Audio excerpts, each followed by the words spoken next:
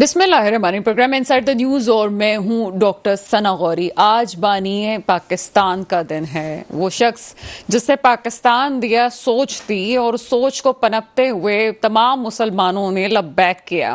یہ کوئی معمولی بات نہیں تھی۔ پاکستان وہ ملک نہیں ہے جس کو کہا جائے کہ بنا ہے تو بس یوں ہی بن گیا۔ یہ وہ ملک ہے، اگر آپ تاریخ اٹھا کے دیکھیں تو پاکستان جتنے بھی دوسرے ممالک ان دنوں اور اس کے بعد بھی ہم دیکھتے ہیں کہ ان کو آزادی ملی تو وہ آزادی کا لفظ آتا ہے، وہ پہلے سے ہی موجود تھے۔ پاکستان وہ ملک تھا جو پہلے موجود نہیں تھا، دنیا کے نقشے پہ ابھرا تھا، اور اس کے لیے یہ سوچنا چاہیے کہ کیسے ہو گیا سب کچھ۔ یقیناً ایک سوچ ایسی ہوتی ہے جو قوموں کی تقدیر بدل دیتی ہے۔ اپنے پاس بہت کچھ ہونے کے باوجود اس شخص نے یہ بہتر سمجھا کہ میں اپنی قوم کو ایک نیا راستہ دکھاؤں۔ ان کے پاس کسی چیز کی کمی نہیں تھی۔ ایک تعلیم یافتہ پڑھے لکھے شخص نے اپنی قوم بنائی اور ان کی سوچ بنائی، نوجوانوں کو نئی سمت دکھائی۔ آج اس کا دن ہے۔ بہت سی ایسی چیزیں ہیں جو سمجھنا ضروری ہے، بات کرنا ضروری ہے، اور کچھ ایسے مدعے بھی جو لوگ سمجھتے ہیں کہ اس پہ بات زبان نہیں کھولی جاتی، لیکن آج ہم زبان کھولیں گے، ان مدعوں پہ بھی بات کریں گے جس پہ کوئی نہیں بات کرتا۔ میرے ساتھ آج پروگرام میں موجود ہیں جناب بیرسٹر خواجہ نوید احمد صاحب، آپ ماہر قانون ہیں۔ سر، پروگرام میں آپ کو ویلکم کرتے ہیں۔ ویلکم، تھینک یو ڈاکٹر صاحبہ، بہت شکریہ انوائٹ کرنے کا۔ اس کے علاوہ ہمارے ساتھ اسٹوڈیو میں موجود ہیں جناب فاروق ڈاڈی صاحب، آپ تجزیہ کار ہیں۔ سر، پروگرام میں آپ کو ویلکم کریں گے، اور ساتھ ساتھ مجھے جوائن کیا ہے پروفیسر ڈاکٹر کاشف محمود صاحب نے، آپ ماہر تعلیم ہیں۔ سر، پروگرام میں آپ کو ویلکم کرتے ہیں۔ سب سے پہلے آپ کی طرف آتے ہیں بیرسٹر خواجہ نوید احمد صاحب، کس طرح سے ٹریبیوٹ پیش کریں گے، کیا کہیں گے قائد کے حوالے سے؟ یہ جگہ سے کیا کہ قائد اعظم نے اس ملک کے لیے خطہ زمین حاصل کیا اور ایک نیا ملک دنیا کے نقشے پہ ابھرا۔ دیکھیں، جو اور ہسٹری ہوتی ہے نا، وہ بنے بنائے ملک ہوتے ہیں، کسی نے انقلاب لے آیا، پھر اس کے اوپر چھا گیا، اس نے اپنا نظام نافذ کر دیا۔ یہاں یہ ہے کہ سب سے پہلا کام تو یہ تھا کہ خطہ زمین حاصل کرنا۔ انہوں نے انگریزوں سے خطہ زمین حاصل کیا ہندوستان میں، سب کانٹیننٹل میں، اور لڑ کے اور جد و جہد کر کے یہ خطہ حاصل کیا۔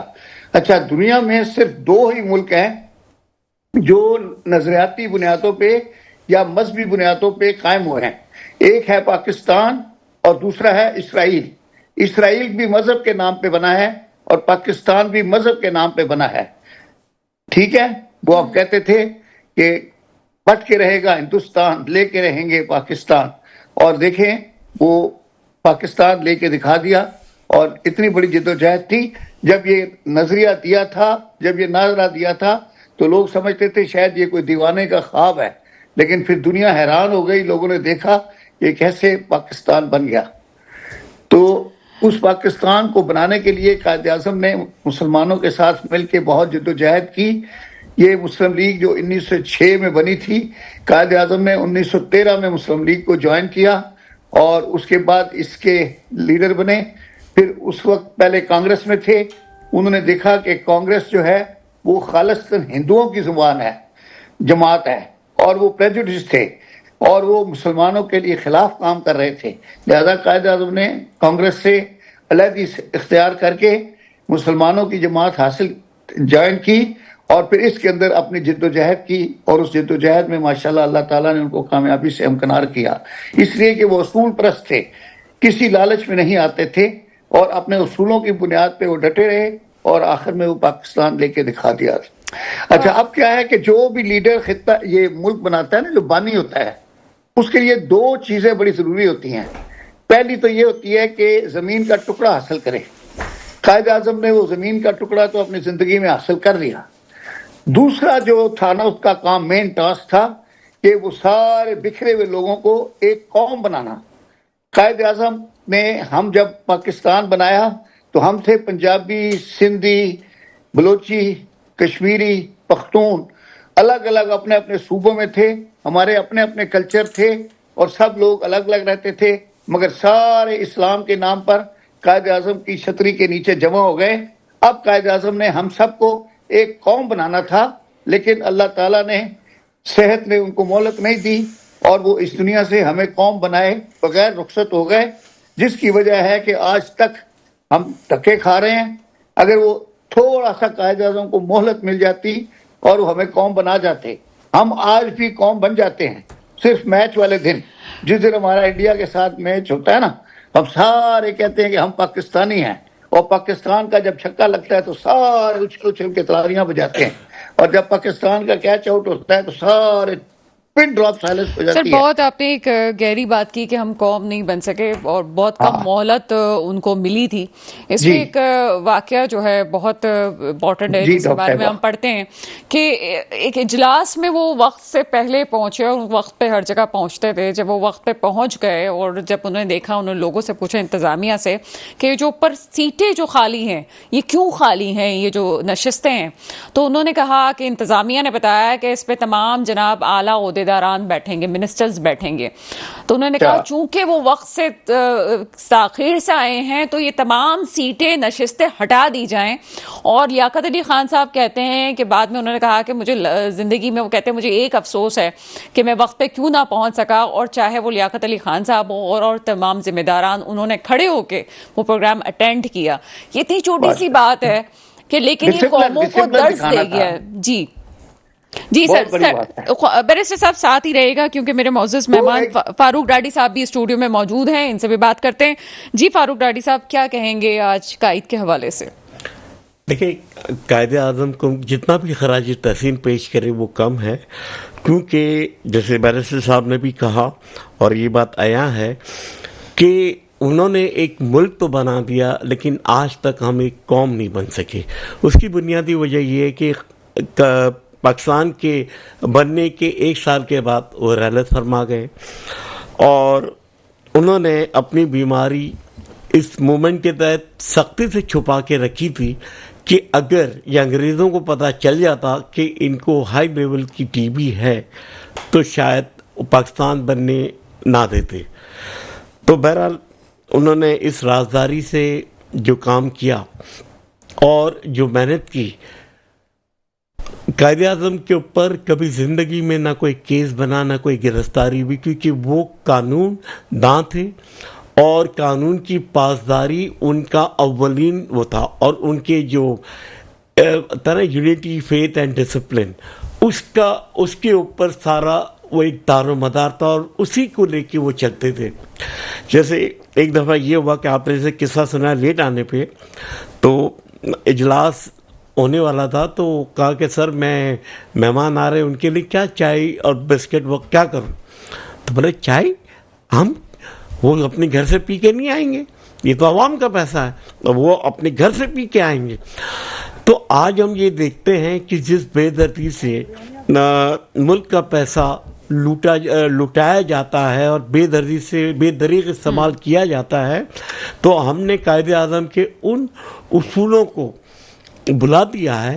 لیکن یہ کہ بڑی بدقسمتی ہے سر آپ وہ چائے کا ذکر کر رہے ہیں، مجھے پارلیمنٹ ہاؤس کی کینٹین یاد آ گئی جہاں پہ بڑے سستے داموں جناب چیزیں ملتی ہیں. شاید یہ ان لوگوں کے لیے تمام چیزیں ہیں جو ہمارے ملک میں شاید بہت کم حیثیت رکھتے ہیں، پیسے نہیں ہوتے شاید ان کے پاس، لیکن اس وقت پاکستان میں اگر سب سے اچھا اور سب سے زبردست اور سب سے سستا کھانا آپ کو چاہیے ہوگا تو آپ پارلیمنٹ ہاؤس میں دیکھ لیجیے جناب، اس کی کینٹین میں تمام پارلیمنٹیرینز کو مل جاتا ہے.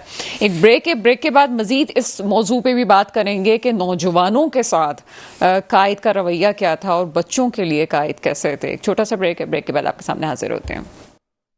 بریک کے بعد آپ کے سامنے حاضر ہیں اور جس طرح سے ہم دیکھ رہے ہیں کہ آج بھی ایک ایونٹ بھی ہے، ظاہر سی بات ایک امپورٹنٹ ایونٹ ہے، کرسمس کی آج تقریبات ہو رہی ہیں، لیکن اس کے باوجود بھی ٹی وی چینلز پہ ہم اس طرح سے نہیں ان چیزوں کو لے کے چل رہے کہ شاید ہمارے لیے وہ ایک نام، ہمارے نوجوانوں کے لیے بس ایک وہ نام رہ گیا ہے. ہم نے جس طرح سے اسکولنگ کی ہے اور ہم نے جس طرح سے پڑھا، آج شاید اس چیز کو اتنی اہمیت نہیں دی جا رہی جس طرح سے ہمیں سمجھا اور ہم ان اصولوں پہ چلتے ہوئے زندگی گزار رہے تھے. آج جو معتبر شخصیت میرے ساتھ موجود ہیں کیونکہ نوجوانوں کے ساتھ ان کا لنک رہتا ہے اور انہوں نے کافی کچھ سیکھا اور سمجھا ہے، انٹریکشن کرتے ہیں، تو کس طرح سے وہ قائد کو دیکھتے ہیں، بات کرتے ہیں.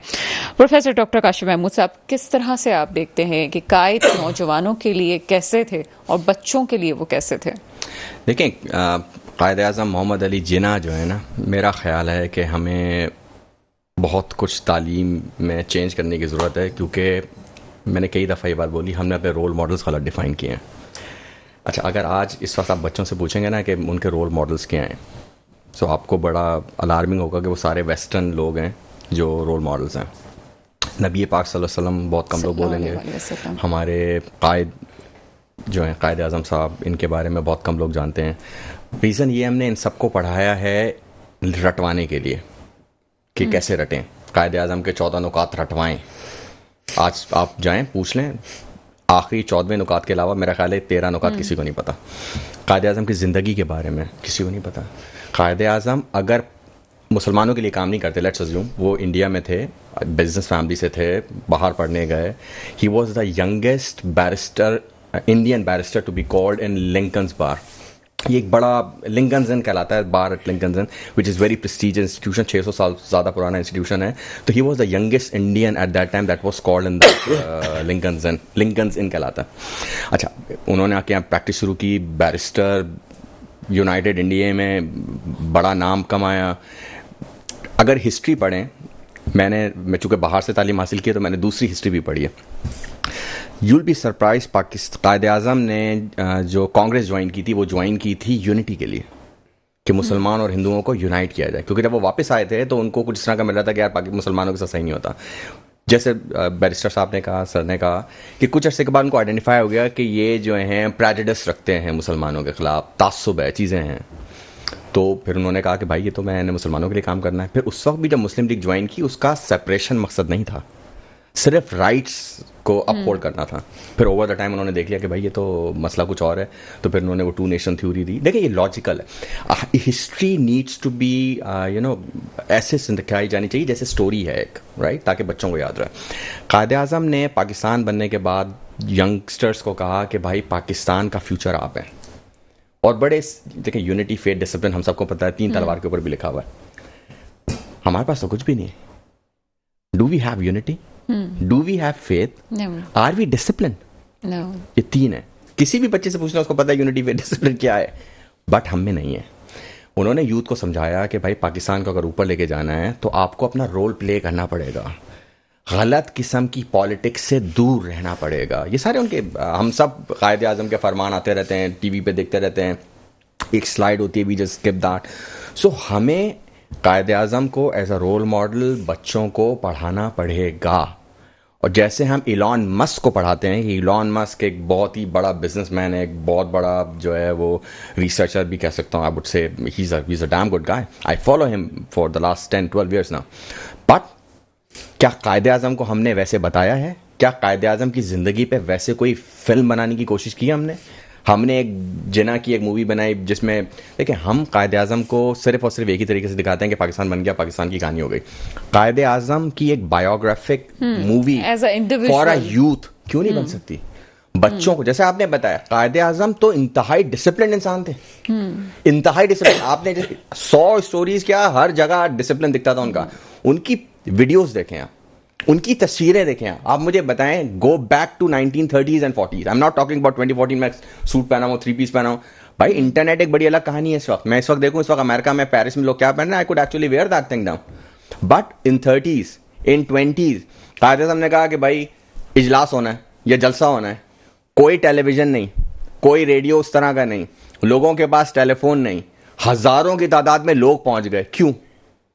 دیکھیں لیڈرز جو ہے, ایک بیسک ٹپیکل ڈیفینیشن جو ہوتی ہے لیڈرشپ کی, وہ ہوتی ہے لیڈر ہیز فالوورز. میں آپ کو بتانا یہ چاہ رہا ہوں, آج اگر ہم کسی کی لبیک پہ جاتے ہیں, ہمارے پاس سوشل میڈیا 50 چیزیں ہیں. اس زمانے میں word of mouth was the main communicator. میں نے ان کو بتایا, انہوں نے آگے بتایا, لوگوں نے کہا کہ he is talking about the right thing. لوگوں نے ان کی personality, he has a amazing personality. یار آپ مجھے بتائیں, آج بھی بغیر کسی چیز کے بتائیں, ان کی ایک پرسنالٹی کی کوئی سی بھی ویڈیو اٹھا لیں, تصویر اٹھا لیں, مجھے بتائیں کتنے لوگ کمپیٹ بھی کر سکتے ہیں. The grace he had carried off, I mean, because he was studying at the best place, he lived with the best people at that time, the Britishers. ان کا وہ پرسونا ان کے اندر تھا, charismatic leadership جو ہوتی ہے. میں نے تو بہت پڑھا یہ لیڈرشپ. یقین کریں جب میں charismatic leadership کی بات کرتا ہوں تو ان میں 2-3 لوگوں میں سے ایک ہمیشہ قائد اعظم ہوتے ہیں. انگریزوں کو بھی جب میں نے بتایا تو میں نے ان کو بتایا, میں نے کہا گو and read about Quaid Azam محمد علی جناح صاحب. میں نے کہا دین یو وڈ انڈرسٹینڈ کہ پاکستان تو نکالا گیا ایک ملک سے, This is a very nice story about یہ بچوں کو نہیں پتا نہیں ہوتا, پتا, یوتھ کو نہیں پتا ہوتا کہ یہ چیز دیکھیں ہے. جو پڑھے گا. اچھا اب ہمارے یہاں کیا ہے, ہمارے یہاں وہ ایک میں خیر ایجوکیشن کی تو ایک ٹاپک الگ چلے گا, بٹ بتانے کا مقصد یہ ہے کہ I would love somebody should pick up Quaid Azam as for his biography, اور اس کو بنایا جائے جوانوں کے لیے, ویڈیو بنائے, مووی بنائے, and then you would see a very huge difference. ہم ابھی دیکھتے ہیں کہ ہمارے نوجوان جو ہے وہ ٹک ٹاک میں ہی اتنے الجھے ہوئے ہیں کہ ٹھیک ہے ایک میڈیا میں ہونا چاہیے نوجوانوں کے لیے, لیکن اور بہت ساری ایسی چیزیں جس کو جان کے اس قوم کو واقعی قوم بنانے کی ضرورت ہے. خواجہ نوید صاحب, کچھ کنٹروورشل باتیں جس پہ آپ جواب دے سکتے ہیں. ارشاد. یہ کہا جاتا ہے کہ قائد اعظم محمد علی جناح, جو یہ بھی میں مینشن کر دوں جب ہم ہسٹری کا مطالعہ کر رہے تھے کہ ان کو قائد اعظم کہلوانا پسند نہیں تھا, تو قائد اعظم محمد علی جناح جو ہے وہ سیکولر ذہن رکھتے تھے. اس میں کس حد تک بات ہے بھی نہیں ہے, اور ہے بھی تو بری بات نہیں ہے, لیکن کیا آپ کا کیا پوائنٹ آف ویو ہے اس حوالے سے؟ نہیں, وہ ریلیجس فینیٹک نہیں تھے جیسے آج ہم ہو گئے ہیں. ہم کبھی بھی نہیں تھے. وہ ایک سیدھے سادے سچے مسلمان تھے, اور وہ اس میں کسی دوسرے مذہب کے خلاف گرج نہیں رکھتے تھے, اور وہ تمام مذاہب کی عزت کرتے تھے, اور وہ چاہتے تھے, اور بلکہ اپنے پاکستان کے ایجنڈے میں بھی لکھا. جب پاکستان بنا تو انہوں نے سب کو کہا کہ ٹھیک ہے یہ اسلام کے نام پہ بنا, مگر آپ اپنے گرجے پہ جانے کے لیے آزاد ہیں, آپ اپنے مندر میں جائیں, آپ اپنے کلیسا میں جائیں, آپ اپنے جو بھی وہ سکھوں کا ہوتا ہے اور جو پارسیوں کا آتش کدہ ہے, آپ اپنی عبادتیں اپنی مرضی سے اپنے ٹائمنگ سے کریں اور اپنے اپنے عبادت گاہوں کے اندر کریں. تو وہ اس طرح کی باتیں کرتے تھے, اور وہ اس زمانے میں جو بڑے فینیٹک لوگ ہوتے ہیں شاید ان کو یہ باتیں نہ اچھی لگتی ہوں, تو وہ ان کو سیکولر سمجھتے تھے. بلکہ وہ بڑا زبردست کسی کی سینگ بھی ہے کہ جو دنیا کا سب سے بڑا سیکولر لیڈر تھا اس نے سب سے بڑا مذہبی ملک حاصل کیا, اور جو سب سے بڑا مذہبی لیڈر تھا وہ تھا گاندھی. وہ مذہبی ہندو, پریجوڈس ہندو تھا, اور اس کو یہ سیکولر ملک ملا. انڈیا نے اپنے آپ کو مذہبی ملک ظاہر نہیں کیا, انہوں نے اپنے آپ کو سیکولر اسٹیٹ رکھا. وہ گاندھی کی تھی, اور گاندھی خود مذہبی لیڈر تھا. اور جناب قائد اعظم جو تھے وہ اسلام کے نام پر انہوں نے پاکستان لیا, لیکن وہ بیسیکلی جیسے آپ نے بتایا کہ اندر سے وہ سیکولر تھے. میں نے اس سے یہ کہا کہ وہ فینیٹک مسلمان نہیں تھے, وہ سیدھے سادے ہماری طرح نماز پڑھنے والے مسلمان تھے. انتہا پسندی میں تو ویسے بھی نہیں الجھنا چاہیے, ہم شاید نہیں تھے. اوور آل جو ہے وہ انتہا پسندیوں میں الجھ گئے. کہ وہ بڑے وٹی بھی تھے اور بڑے حاضر جواب بھی تھے. جب ہندوؤں نے یہ ثابت کرنے کی کوشش کی برطانیہ کو, حکومت برطانیہ کو, کہ ہم ہندو اور مسلمان ایک ہیں اور ہم ایک ساتھ رہ سکتے ہیں, تو اس بات کو وہ ایڈوکیٹ کرتے تھے. تو قائد اعظم محمد علی جناح نے کہا کہ بھائی دیکھیں, جس کو وہ ماں کہتے ہیں, ماتا گائے, ہم اس کو ذبح کر کے کھاتے ہیں, تو ہم کس طرح سے ایک ہو سکتے ہیں؟ We are two different nations. یہ جو ٹو نیشن تھیوری تھی یہ اسی لیے کہ ان کی ماں کو ہم ذبح کرتے ہیں, اور ہم ان کے ساتھ کیسے رہ سکتے ہیں. اچھا, اس سے پہلے کہ آپ سے ہمارا رابطہ منقطع ہو جائے, میں جلدی سے اسی پہ ایک سوال پوچھنا چاہتی ہوں. بہت عرصے بعد جناب بنگلہ دیش میں یہ سوال اٹھا ہے کہ ٹو نیشن تھیوری تو اپنی جگہ موجود تھی, لیکن اب جا کے اس کا نوجوان یہ کہتا ہے کہ اگر ہم نے بھارت نے ہمارا ساتھ دیا پارٹیشن کے وقت تو اس کے بعد ان میں بھی بہت سارے رسومات آ گئی. اس کے بعد آج کا نوجوان وہاں کا یہ کہتا ہے کہ ٹو نیشن تھیوری واقعی کوئی چیز تھی. لیکن ایک چیز جو کنٹروورشل بات کی جاتی ہے کہ وائی بنگالی, مطلب کیوں why Urdu, why not Bengali, یہ جملہ بڑا سننے کو ملتا ہے. کہا جاتا ہے کہ یہ بیچ ہے. یہ الزام ہے یا آپ اس کو کس طرح سے لیتے ہیں کہ کیا زبان کی وجہ سے یہ تمام چیزیں ہوئی ہیں جو ہم نے دیکھی؟ دیکھیں, بات یہ ہوتی ہے کہ جو اپوزیشن ہوتی ہے, یہ جو ڈپرائیوڈ لوگ ہوتے ہیں جو آپ کے اگینسٹ ہوتے ہیں, ان کے ایک چھوٹا سا ایشو چاہیے ہوتا ہے آگ لگانے کے لیے. اس وقت کیا ہوا کہ قائد اعظم نے ایک پھر اس میں کہہ دیا کہ اردو کو قومی زبان بنائیں گے, کیونکہ موسٹ آف دا بنگالی وہ اردو سمجھتے بھی تھے, بولتے بھی تھے. اچھا, اب اس کو شیخ مجیب اس وقت اسٹوڈنٹ لیڈر تھا اور وہ بنگالیوں کا لیڈر تھا. اب اس کا یہ تھا کہ جب پاکستان بن گیا تو اس کی شاید ایکسپیکٹیشنز ہوں گی کہ وہ بھی کوئی وزیر بنے گا, گورنر بنے گا. وہ نہیں بنا. قائد اعظم تو ان چیزوں میں تھے نہیں, لہذا اس کو کچھ عہدے شہدے نہیں ملے. اس نے کیا کیا کہ زبان کا مسئلہ لے کے असेंबली का घेराव कर दिया और अपनी मूवमेंट चला दी बांग्लादेश की कि बंगाली जुबान होनी चाहिए कौमी। तो यहाँ से आग लगाई, और वो फिर आग जो एक दफा लग जाए, आपको पता है माचिस की तीली लग जाए, तो चलती चली गई। उसके बाद फिर और बहुत सारी बातें आ गई। इतना प्रेजुडिस कर दिया गया हमारे खिलाफ कि वो बताते हैं कि एक दफा वो अयूब खान ने बनाया था स्टूडेंट्स के तबादले का प्रोग्राम कि ईस्ट पाकिस्तान के स्टूडेंट इधर आया करेंगे वेस्ट पाकिस्तान, और वेस्ट पाकिस्तान के स्टूडेंट उधर जाएंगे। तो ढाका यूनिवर्सिटी के स्टूडेंट आए हुए थे, उनको जब मादशाही मस्जिद दिखाने के लिए ले गए तो उसने कहा देखो हमारे सुनार ढाका के बंगला के पैसे से यहाँ इतना बड़ा बड़ा मस्जिद बनाया है। अरे भाई वो मस्जिद हमने नहीं बनाया, वो मुगलों ने बनाया था। लेकिन इतना प्रेजुडिस किया हुआ था कि वो ये कह रहा था वहां कि ये देखें मगरबी पाकिस्तान के लोगों ने हमारे पैसे से यहाँ इतनी बड़ी बड़ी मस्जिदें बना दी हैं। वो बादशाह मस्जिद भी समझ रहा था कि सुनार बांग्ला के पैसे से बनी है।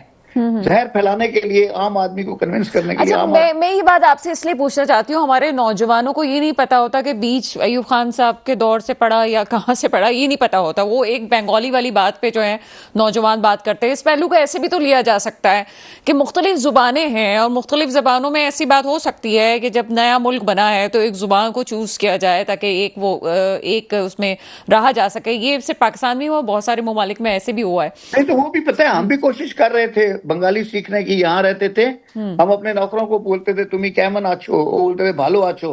तो हम उनके साथ बाकायदा इंटरेक्ट करते थे और 2-4 लफ्ज बंगाली के सीख लिए थे कि ताकि उनसे बात कर सकें। और इसी तरह हर उधर को आप अभी जाए ना दुबई, आप उर्दू में बोले जो मर्जी, हर बंदा उधर उर्दू समझता है। हालांकि वहां की जुबान जो है वो अरबी है, लेकिन इसी तरह हर बंगाली उर्दू समझता था। हम उर्दू में ऑर्डर देते थे, उर्दू में आते थे, और सारे नौकरियां करने वेस्ट पाकिस्तान ही आते थे और यहाँ से कमा के ले जाते थे। अच्छा, बाद में जब जहर फैलाया गया तो फिर वो फैल गया। अदरवाइज वो बड़ी खुशी से उर्दू सीख रहे थे। हर बंगाली को, हमारे सारे नौकर बंगाली थे, वो सारे उर्दू में ऑर्डर लेते थे, हमसे बातचीत करते थे सारा दिन।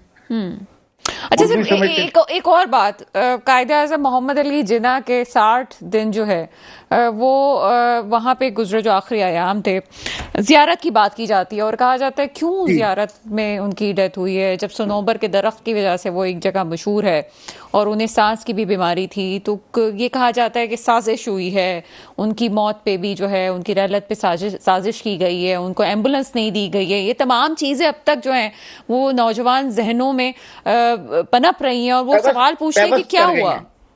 वो इतना रिपीटेडली इसको रिपीट किया गया है कि अब वो सारे लोग इसको सच भी समझने लग गए हैं। वो अगर झूठ को भी बहुत ज्यादा रिपीट किया जाए तो वो सच बन जाता है। तो अब इसमें कोई शक नहीं, ज़ियारत जो था उस जमाने में सेहत अफजा मुकाम था। तो बीमारों को लोग उस जमाने में सेहत अफजा मुकाम पे शिफ्ट करते थे। सैनिटोरियम भी जो थे, ये टीबी के जो थे, ये पहाड़ी मुकामात पर और वहां बनाए जाते थे कि सेहत अफजा मुकाम है तो वहां पे मरीज जल्दी रिकवर करेगा। और वहां ज़ियारत में पोल्यूशन कम थी तो इसलिए वहां ले गए थे। बहरहाल अल्लाह को ये मंजूर नहीं था और वो हुआ। अच्छा सर, आखिरी सवाल आपसे पूछूंगी, ये एम्बुलेंस वाला मामला क्या है कि उनके पास एम्बुलेंस नहीं थी। अब उस दौर के लिहाज से देखें तो जाहिर से पता फ़ोन की सहूलत मौजूद नहीं थी। हमें अब तक सिग्नल के इशूज़ उस रास्ते पे हम देखें तो पड़ते हैं। क्या ऐसा कुछ था कि एम्बुलेंस ख़राब हो गई और इस तरह से तमाम चीज़ें हुई? ये बात तो है, ये तो वाकया है ना। अब वो वजह क्या थी, कोई कहता है उसमें पेट्रोल खत्म हो गया, किसी ने कहा कि वो खराब हो गई, और किसी का कहना ये था कि वो जो खराबी थी उसकी मोटिवेटेड थी, उसके पीछे कोई मतलब साजिश थी ताकि उनको वो फर्स्ट एड ना मिल सके और वो लेट हो जाए और वो वहां ना पहुंच सके हॉस्पिटल में अपनी जगह पे। ये सारी बातें तो इसी का हिस्सा हो गई हैं। और जाहिर है वो जो एम्बुलेंस खराब हुई थी तो हजारों लोगों के दरमियान खराब हुई थी, कोई अकेले नहीं थी, कोई अलग रोड पे आ रही थी। हर एक ने वो विटनेस किया हुआ वाकया। अब हम उसको कितना भी छुपाएं, पर्दा पोशी करें, उसकी कहानियां बनाएं, अब वो चलती नहीं है, ठीक है ना। फिल्म भी वही चलती है जो पॉपुलर हो। बहुत शुक्रिया। मेरे साथ मौजूद थे बैरिस्टर ख्वाजा नवीद अहमद साहब। आपकी तरफ आते हैं फारूक रेड्डी साहब। कुछ चीज़ें, तारीखी हकाइक, ज़ियारत के हवाले से बात की जाती है कि ज़ियारत किसी वजह से उनको मुंतकिल किया गया। हालांकि जो फातिमा जिन्ना साहिबा हैं वो ये कहती थी कि वो अपनी मर्जी से वहाँ पे गए थे। क्यों हम इतना झूठ को प्रमोट कर रहे होते हैं, क्यों हम इस तरह से कर रहे हैं? पहले तो मैं ये जो एम्बुलेंस की खराबी की जो बात हो रही है ना, ये कराची में गार्डन के इलाके के पास जो पाकिस्तान क्वार्टर्स है, वहां पे एम्बुलेंस उनकी खराब हो गई थी, पेट्रोल खत्म हो गया, क्या हुआ, बहरहाल वो एम्बुलेंस जो थी वो रुक गई थी और काफी वक्त लगा था उसका रिप्लेसमेंट करने में। तो अब बात रही जियारत की, मैं आज से कोई 35-40 साल पहले जब पहली बार बलूचिस्तान गया और जियारत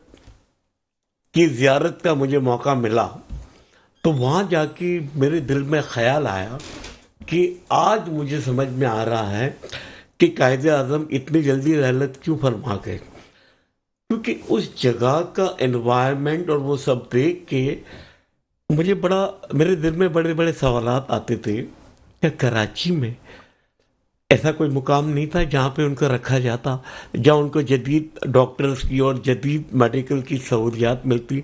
वहाँ तो कुछ भी नहीं था। जब उस दौर में कुछ नहीं था तो आज से कोई 70 साल पहले वहाँ पे क्या फैसिलिटीज थी। आप देखें ना कि एम्बुलेंस के अंदर, लेकिन फातिमा जिन्ना ने अपनी किताब में लिखा है कि वो अपनी मर्जी से वहाँ पे गए थे और वो ये चाहते थे कि जैसे आपने कुछ देर पहले खुद अपनी बात में ये कहा कि उन्होंने अपनी बीमारी लोगों से छुपाई थी, तो ये बात भी आया है कि ये तमाम चीज़ें भी पीछे पसे पर्दा हैं। बिल्कुल मौत एक हकीकत है, लेकिन मेरा ख्याल है कि उसको इतनी कंट्रोवर्सी में लेके जाना, ये भी हम नौजवानों के सामने ये चीज़ें आनी चाहिए।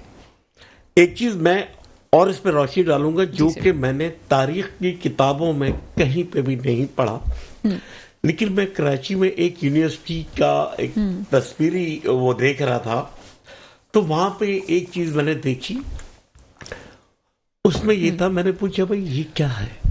उन्होंने कहा कि अब आपने लोग पूछते हैं ना अक्सर कि पाकिस्तान 14 अगस्त को आज़ाद हुआ और इंडिया 15 अगस्त को आज़ाद हुआ, वजह क्या है। तो वहाँ पे इस खबर को तस्वीरी खबर में लिखा गया था, उन्होंने कहा कि लॉर्ड माउंटबेटन ने कायदे आज़म से कहा कि जब जापान के अंदर 15 अगस्त को हमारी विक्ट्री हुई थी, तो मैं चाहता हूँ कि पाकिस्तान और इंडिया का जो ऐलान है वो उस विक्ट्री के दिन हो। तो कायदे आज़म ने कहा absolutely no, that was not a victory, that was a massacre of Japanese people because they you drop atom bombs eight Hiroshima and Nagasaki. तो I will not choose that day, I will rather choose 14 अगस्त और 16 अगस्त but not 15 अगस्त। तो बहरहाल क्योंकि मामला तो 7 अगस्त को ही हल हो गए थे, जो पहली दफा पता चला कि जनाब के 7 अगस्त को ये है और पाकिस्तान बना था। आज़ादी का लफ्ज भी हम गलती इस्तेमाल कर रहे होते। हो सकता है कायदे आज़म 15 पे एग्री कर जाते, लेकिन शायद लॉर्ड माउंटबेटन ने एम्फेसाइज किया कि 15 बिकॉज ऑफ दिस रीजन, तो जिस पे उन्होंने एतराज उठाया।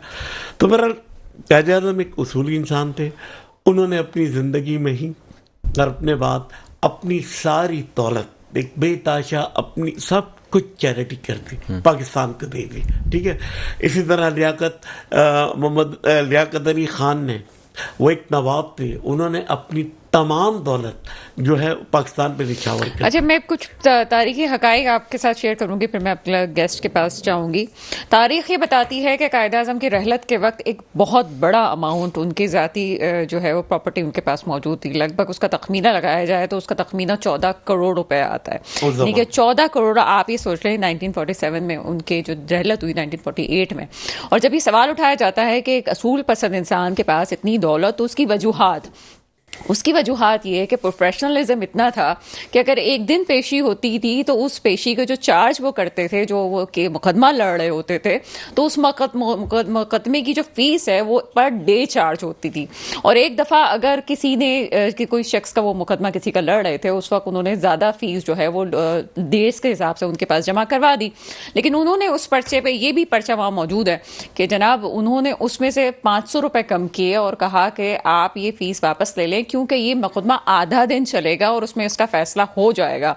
और इसी तरह ये भी हुआ कि किसी जगह उन्होंने ये भी किया کہ ان کو پورا دن لگ گیا کیونکہ وہ ٹریول کر رہے تھے ایک مقدمے کے حوالے سے، اس کو لڑنے کے حوالے سے، تو وہ ٹریول کے بھی انہوں نے چارج کیا. یعنی کہ یہ اصول پسندی اور بزنس کا اصول ہے جو آج کے نوجوانوں کو سمجھنا چاہیے کہ پیسہ ضروری نہیں ہے کہ یوں ہی کمایا جائے جس طرح سے ہم شارٹ کٹ کو اپناتے ہیں.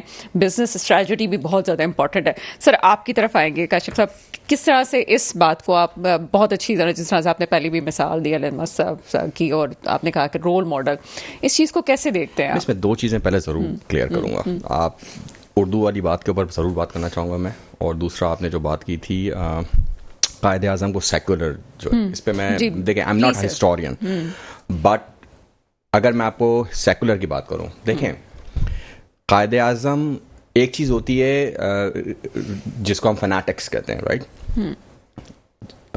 شدت پسندی. قائد اعظم لوگوں کی انکلوزیوٹی کی بات کرتے تھے، پہلی چیز، یعنی کہ سب لوگوں کو ساتھ لے کے چلنا، یونٹی ہے نا. دوسری وہ بات کرتے تھے ٹالرنس کی. اچھا، ان چیزوں کی وجہ سے ہم نے ان کو بنا دیا سیکولر. مجھے ایک بات بتائیے، اگر میں سیکولر ہوں تو میں مسلمانوں کے لیے ایک ملک کیوں لوں گا؟ پہلا سوال.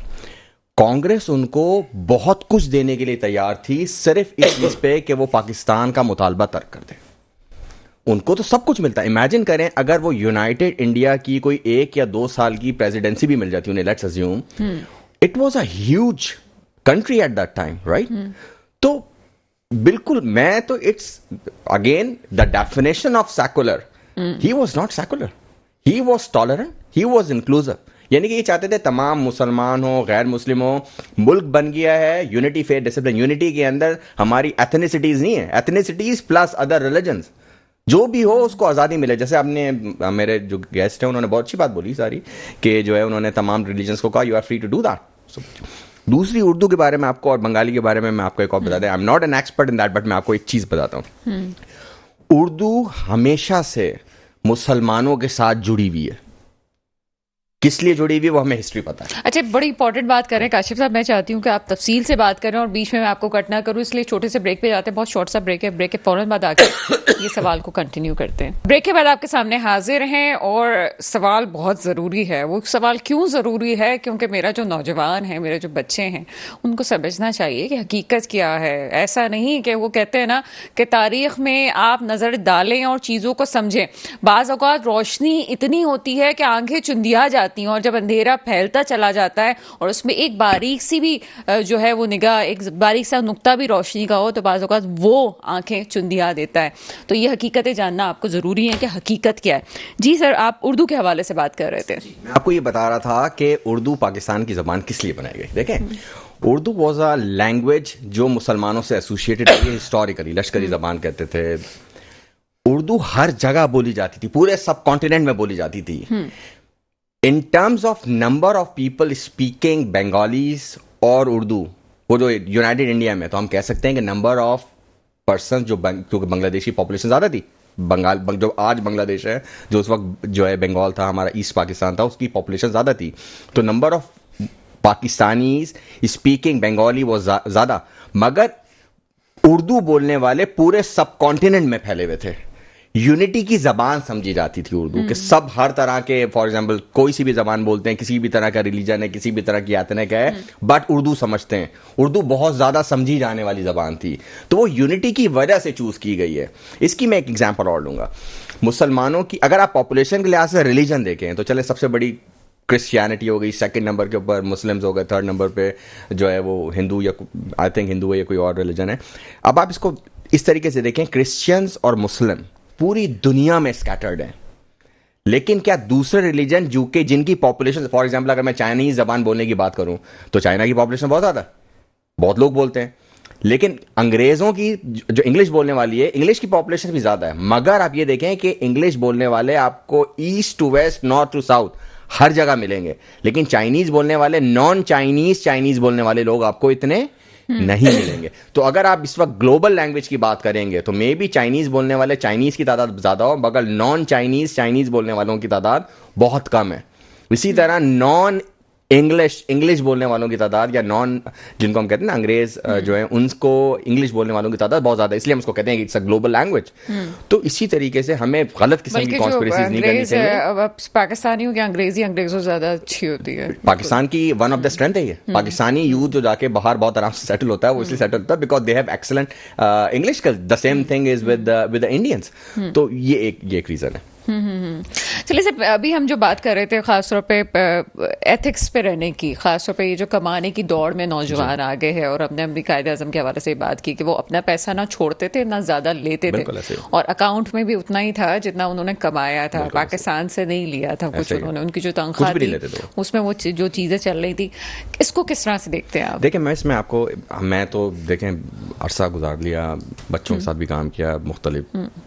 اب میں اس لیے آپ سے پوچھ رہی ہوں کہ نوجوانوں سے آپ کا رابطہ مستقل رہتا ہے, تو اس وجہ سے اڑنا بچھونا انہیں کے ساتھ ہوتا ہے ہمارا. دیکھیں اس وقت پرابلم ہمارے یہاں دو مسئلے ہیں. پیسہ بنانا یا پیسہ کمانا یا بینگ رچ ہونا نیگیٹو بن گیا ہے. کیا کوئی بندہ امیر ہو گیا ہے تو 2 نمبری کی ہے, کوئی بندہ زیادہ پیسہ کما رہا ہے تو بھائی غلط کما. کیوں غلط کما رہا ہے؟ میں اگر دنیا کا یا پاکستان کا سب سے بہترین لائر ہوں, سب سے بہترین کوالیفائڈ لائر ہوں, جس کا اسٹائل ہے جو جب جاتا ہے کورٹ کے اندر تو جج بھی پریشان ہو جاتا ہے, تو میں پیسے کیوں نہیں لوں گا؟ میں پیسے لوں گا. اچھا میں پیسے بھی لوں گا تو میں امیر بھی ہوں گا, اس میں کوئی برائی نہیں. اگر میں غلط طریقے سے پیسے لوں تو آپ مجھ پہ سوال اٹھائیں. تو اسی طریقے سے ایک تو ہماری انفارچونیٹلی اس وقت جو مسئلہ ہے, آپ نے بہت اچھی بات بولی, شارٹ کٹ جو ہے نا, کیونکہ میں بچوں کو دیکھتا ہوں, ان کو بولے نا بھائی یہ کام کرنا ہے 4 سال پڑھو, اچھا یہ کرو, وہ کہتا ہے سر یہ کیا بچوں والی باتیں کر رہے ہیں, 4 سال پڑھوں گا, یوں کروں گا, وہ کروں گا, ابھی مجھے شارٹ کٹ بتائیں, میں کوئی کچھ بھی کر لوں, کسی طریقے سے 2 نمبر کام کر لوں, یا کوئی جگاڑ بتا دیں کہ میں پیسہ کما لوں تاکہ میں ٹک ٹاک کے اوپر ایک ویگو 2-4 ڈالے اور 15-20 گارڈس کے ساتھ بندوقیں لے کے 2 آئی فون لے کے لوگوں کو پھینک رہا ہوں تو میری عزت ہوگی. ہماری عزت کا معیار, میں نے پچھلے پروگرام میں بھی ایک یہی چیز بولی تھی کہ ہمارے عزت کا معیار کیا ہے آج بتائیں. کیا ایک پڑھا لکھا انسان قابل عزت ہوتا ہے, یا ایک وہ انسان قابل عزت ہوتا ہے جس کی ایک بڑی سی گاڑی ہو, یعنی کہ ڈالا ہو, بڑا والا ڈالا ہو, جتنا بڑا ڈالا ہوگا اتنی بڑی عزت ہوگی, جتنے زیادہ گارڈ پیچھے بیٹھے ہوں گے اتنی بڑی عزت ہوگی, جتنی آگے پیچھے گارڈ کی فوج گھوم رہی ہوگی. تو عزت کا معیار جب یہ ہے تو مجھے تو یہی چاہیے نا. تو ہم کیوں اصولوں کی بات کریں گے؟ سر اصول کے علاوہ, آئی ایم سوری ٹو سے اگر کسی کو میری بات بری لگے تو, ہم شاید پیسے کمانے کو برا سمجھنے لگے ہیں, اور شاید ہم یہ بھی سمجھنے لگے ہیں وہ قناعت کا تصور جو مذہب میں, اس کو بھی ہم غلط طریقے سے پورٹریٹ کرتے ہیں. ہمارے تو مذہب اسلام نے اچھا گھر اور اچھی سواری کا کہا ہے, تو اس میں تو میرا خیال ہے کہ کوئی وہ دو رائے نہیں ہے کہ اس میں اگر انسان جدوجہد کرے اور انہی اصولوں کی طرح کرے کہ جو ہمارے قائد نے ہمیں سمجھایا ہے, تو بہت اچھی سے زندگی گزر سکتی ہے. بالکل ٹھیک کریے میڈم. آپ دیکھیں ہم لوگ, جب میں فرانس سے PhD کر رہا تھا بزنس ایڈمنسٹریشن میں, ایسے بزنس اسکول میں, تو ہمیں انہوں نے بہت ہی پرانے مینیوسکرپٹس پڑھائے. میں فنڈامنٹلز آف مینجمنٹ کا کورس تھا, بیسک کورس تھا, اس میں ہسٹری پڑھنی تھی. انہوں نے ہمیں جیسے فار ایگزامپل سگمنٹ فرائڈ ہے, ان کی پڑھنا تو ان کی کتاب دی پڑھنے کو. اچھا میکسل جو ہے یا آپ کے ویب جو ہے, ان کی اپنی کتاب دی کہ یہ پڑھنی ہے. اچھا ویب صاحب کی یا ویبر صاحب کی اور میکسل کی کتاب جو پرانی لکھی ہوئی, اتنی پرانی انگلش کی ہے کہ وہ سمجھنا بڑا عذاب ہوتا تھا. ہم کہتے تھے یار یہ کیوں ہمیں اس طرح کی, یا فریڈرک ٹیلر کی پڑھنے کے لیے دے دی. ہم نے کہا یار کیوں, اس کی تو اوپر تو کتابوں انالیسس لکھے ہوئے بہت اچھے ہیں.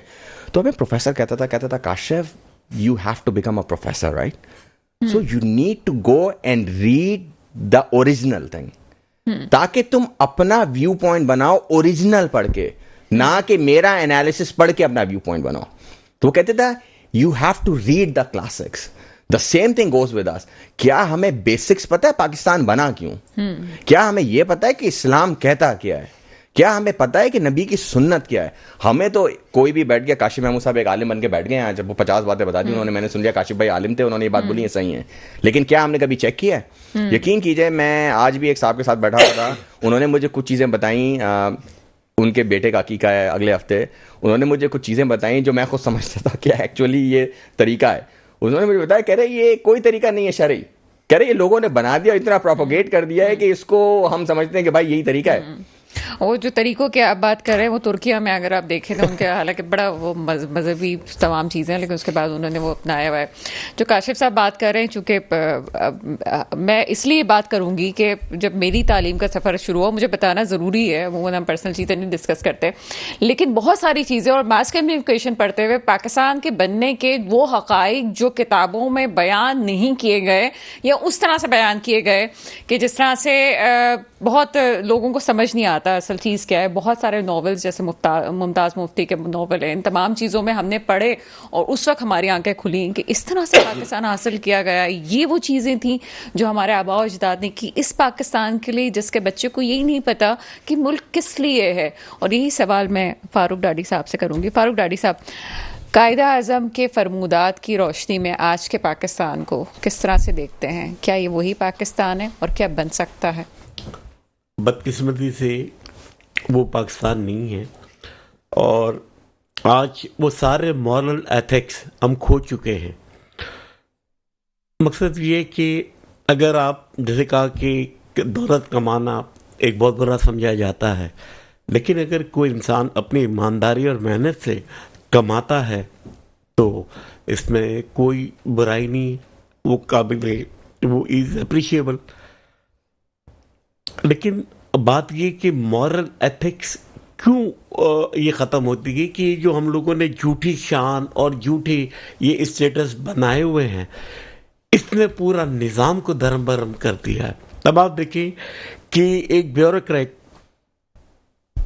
17-18 گریڈ کا بندہ ہوتا ہے, اب اس کا اگر آپ اسٹائل دیکھیں لیونگ اسٹینڈرڈ دیکھیں, ان کا اسٹائل دیکھیں, ان کی فیملی کا اسٹائل دیکھیں, تو پہلا تو جو جملہ ہے نا جو میں نے دیکھا آج تک, گاڑی لگاؤ بیگم, گاڑی لگاؤ, گاڑی لگاؤ, اچھا بھائی. خیر, یہ جو سلسلے جو اسٹینڈرڈ بنائے ہوئے ہیں, اچھا ہوا یہ تھا کہ انگریز نے سرکاری افسروں کی تنخواہیں جان بوجھ کے کم رکھی تھی تاکہ وہ کرپشن کرے اور ان کو یہ قابو کر سکے. وہی سلسلہ آج تک چل رہا ہے کہ سرکاری افسروں کو جو تنخواہیں ملنی چاہیے تھی وہ تنخواہیں ان کو نہیں ملتی, تو لا مولا انہیں وہ اپنی ضروریات پوری کرنے کے لیے, اپنا اسٹینڈرڈ مینٹین کرنے کے لیے وہ ان آلات کا سہارا لینا پڑتا ہے, جیسے ہم رشوت کہیں یا غیر قانونی ذرائع سے آمدن کا کہیں. تو ہمیں ان چیزوں کی بھی ریویمبنگ کرنی ہوگی, ان چیزوں پہ بھی توجہ دینی ہوگی, اور ان تمام سرکاری افسران کی تنخواہیں بھی بڑھانی ہوگی تاکہ وہ پھر آپ ان کے اوپر سختی کریں. لیکن یہ کہ اب تو کرپشن کو کوئی کرپشن سمجھتا ہی نہیں. یہ مجھے بتائیں, پولیٹیشینس, بیوروکریٹ اور ایک اور چیز جو ہمارے ذہن میں انسٹیٹیوٹ, کون ذمہ دار ہے چیزوں کا کہ آپ کو لگتا ہے کہ چیزیں اس طرح سے نہیں چل رہی جس طرح سے ایک ملک کو ترقی کرنی چاہیے؟ آپ نے ابھی بیوروکریسی کی بات کی, اور بھی اس کی بنیادی وجہ یہ ہے کہ ہمارے ملک میں انصاف کا فقدان ہے. اگر ہماری عدالتیں آزاد ہوتی اور انسٹیٹیوشن آزادانہ فیصلے کرتی تو میرا خیال ہے کہ یہ چیزیں بہت کم رہ جاتا. یہ تو کرپشن تو ساری دنیا میں ہے, لیکن ریشو اتنا نہیں ہے جو پاکستان میں ہے, ٹھیک ہے نا. ایون اگر آپ انڈیا سے بھی کمپیئر کریں تو ہمارا کرپشن کا لیول بہت آگے ہے. تو ہم تو اب دنیا کا وہ واحد ملک ہو گئے کہ جہاں پہ آپ کی حکومت جو انڈیا 86 نمبر پہ, ہم 139 نمبر پہ آ گئے. اب جب آپ مجھے بتائیں کہ عدالتیں تو دنیا میں ہر جگہ آزاد عدالتیں ہوتی ہے, دنیا میں کہیں ایسا نہیں ہے کہ حکومت ججوں کو نامینیٹ کرے گی. تو مجھے بڑا افسوس ہوتا ہے ان وکلا کے اوپر کہ یہ کہاں بیٹھے ہوئے ہیں, کیا ان کے ضمیر مر چکے ہیں, کیا یہ اتنے بے حس ہو چکے ہیں کہ ان کے منہ میں ہڈی رکھ دی جاتی ہے اور یہ خاموشی ہو کے بیٹھ جاتے ہیں. یہ کوئی مورل ایتھکس ہوتی ہے, کوئی اصول ہوتے ہیں کہ آج ہم اس نیچ پہ آ گئے ہیں کہ آپ کیا سوچتے ہیں کہ کیا ہمیں انصاف ملے گا؟ رول آف لا نہیں ہے, قانون کی پاسداری نہیں ہے, قانون نہیں ہے. تو یہ آپ سب سے پہلے تو ہمارے تمام انسٹیٹیوشنز کو खुद मुख्तार होना चाहिए, ऑटोनोमस बॉडी होना चाहिए, तब जाके आपकी क्वालिटी जो है वो उभरेगी और अच्छी क्वालिटी निकलेगा. अच्छा, यहाँ पे कायदे आज़म की बात हो रही है. एक और हिस्ट्री की बात मैं आपको बताती चलूँ कि एक दफ़ा एक पेपर होता है ना कि ऑफिस में हर किसी को बड़े बनने का शौक होता है कि मैं बहुत बड़ा हूँ. तो कायदे आज़म के पास एक ऐसे पेपर्स लाए गए जिसमें पहले जो है वो मोहर सख्त होनी थी लियाकत अली खान साहब की. तो उन्होंने जब पर्चा देखा तो बरहमी से कहा कि ये लियाकत अली खान साहब के इसमें सिग्नेचर्स क्यों नहीं है, पहले उनके पास लेके जाए और फिर उस रूल को फॉलो करते हुए मेरे पास लेके आए. और हम ये समझते हैं जो अभी बात की कि इंस्टीट्यूशंस की, हम तो शायद अपना काम नहीं कर रहे, हम शायद दूसरों के चीज़ों में बड़ी टांग अड़ाते हैं और सोचते हैं कि हम नंबर ले जाएंगे. तो शायद तमाम चीज़ों की वजूहात ये हैं. फिर मैं आपकी तरफ आऊँगी काशिफ महमूद साहब, और ख़ास तौर पे यूथ के हवाले से मैं आपसे पूछना चाहूँगी. असूल हमने देखा कि जापान में कहते हैं कि वहाँ चोरी नहीं होती, चीज़ें गुम भी जाएं तो फ़ौरन से मिल जाती हैं, 3-3 महीने पुरानी. वहाँ पे जब मैंने रिसर्च की तो पता चला कि वहाँ पे तीसरी जमात तक तो सिर्फ अखलाकियात बताई जाती, तरबियत. जिस तरह हकीम मोहम्मद सईद ने तालीम का लफ्ज़ से पहले तरबियत की बात की. शुरुआत कैसे हो सकती है अगर हम जो इस मसाइल हैं उसमें अगर हम कहें कि कायदे आज़म के फरमुदात की रोशनी में पाकिस्तान की हम तामीर करें, तो कैसे मुमकिन है ये सब कुछ? देखें, सबसे पहला सवाल तो मैं जो लोगों से बोलता हूँ, मुझे ये बताएं आपकी तालीम है क्या. पाकिस्तान की तालीम से बात कर रहा हूँ मैं, और आप तो पीएचडी करके बड़े सर भी पढ़े लिखे लोग हैं. पाकिस्तान में 37% तो वो लोग हैं जिन्होंने कभी ज़िंदगी में कोई तालीम हासिल ही नहीं की. यानी कि मैं बात कर रहा हूँ जो कभी स्कूल नहीं गए. और ये भी मैं ये नहीं कह रहा कि ऑथेंटिक इससे ज़्यादा ही होगा, इससे कम नहीं हो सकता, ये तो सरकारी बता रहा हूँ आपको. मुझे बताएं, ईस्ट यूरोप की छोटे छोटे मुल्क हैं, रोमानिया, बल्गारिया, 99% 100% लिटरेसी रेट है. मुझे बताएं, जब बंदे को बेसिक नेसेसिटीज़ नहीं मिलती, उसको पानी नहीं मिलता, आप जाएं ज़रा, बच्चे बेचारे किसुलिये में घूम रहे हैं रोड के ऊपर जो मांग रहे हैं, उनके चप्पल नहीं है, उनके, ये रियासत की जिम्मेदारी है. लेट्स बी ऑनेस्ट, हम टैक्स देते हैं, ये रियासत की जिम्मेदारी है कि ये मिनिमम स्टैंडर्ड सेट करे. कैपिटलिस्ट सोसाइटी हो, सोशलिस्ट सोसाइटी हो, ये मिनिमम स्टैंडर्ड्स हैं. जब हमारे पास ये होंगे नहीं तो मैं एक बंदे को बोलूँ वो भूखा है, उसके पास खाना ही नहीं है पिछले 3 दिनों से, वो बेचारा बचा कुचा नीचे का खा रहा है, और काशिफ महमूद साहब बैठे हुए जो है वो बटर चिकन खा रहे हैं और चीज़ें खा रहे हैं, और वो मैं बाहर निकल रहा हूँ और वो देखेगा और वो कहेगा नहीं यार मैं तो बहुत अच्छा हूँ, बहुत इखलाक अच्छे हैं. सर मुझे एक बात बताएं, चलें सिंपल एग्जांपल दें. डेवलप्ड कंट्रीज़ में, अमेरिका में और दूसरे मुल्कों में, जब कोई तूफान आता है या जब कोई मसला होता है तो लूट मार करने वाले क्या जाहिल होते हैं? वो जो आईफोन्स उठा के ले जाते हैं, यानी कि लाखों डॉलर का सामान, everybody know which is an expensive product, उठा के ले जाते हैं, तो वो जाहिल है? वो तो जाहिल नहीं है. उनको तो मोरल कैरेक्टर डेवलपमेंट आते हैं, हम इनकी तो तारीफें करते हैं, तो उनमें क्यों है? एक बात याद रखिएगा, मैं हमेशा एक बात बोलता हूं, बहुत अर्से से बोलता हूं, जाहिल इंसान कम नुकसान कर सकता है सोसाइटी का जितना एक पढ़ा लिखा इंसान नुकसान सोसाइटी कर सकता है. बिल्कुल ऐसा ही है. तो पेट भरा होता है ना तो बातें बहुत अच्छी होती हैं. जब पेट खाली होता है ना तो मैं कहूँगा मैडम की ये घड़ी अच्छी है, इसको बेचूंगा तो अगले 4-5 दिन का गुजारा हो जाएगा मेरा.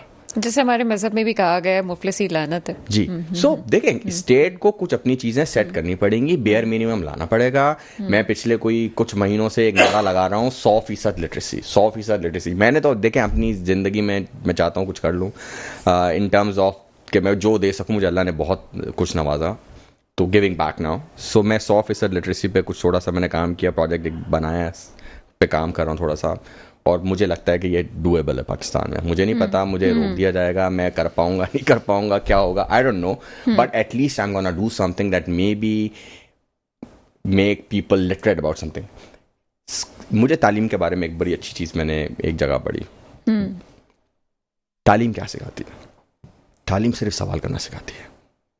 आप अगर मैट्रिक करे होंगे तो मैट्रिक के लेवल का सवाल करेंगे, आप इंटर के करे होंगे इंटर के लेवल का सवाल करेंगे, आप मास्टर्स करे होंगे तो मास्टर लेवल का सवाल करेंगे, अगर आप पीएचडी करे होंगे तो पीएचडी लेवल का सवाल करेंगे. तो मुझे बताएं, अगर एक बंदे को मैं स्कूल ही ना पढ़ने दूं तो वो क्या सवाल करेंगे? बहुत शुक्रिया सर, बहुत इंपॉर्टेंट बात आपने की. प्रोफेसर डॉक्टर काशिफ महमूद साहब आपका बहुत शुक्रिया. जनाब फारूक डाडी साहब आपका शुक्रिया, और बैरिस्टर ख्वाजा नवीद अहमद साहब हमारे साथ मौजूद थे. बात सिर्फ ये है कि अपनी अपनी इंडिविजुअल जिम्मेदारी महसूस करने की ज़रूरत है.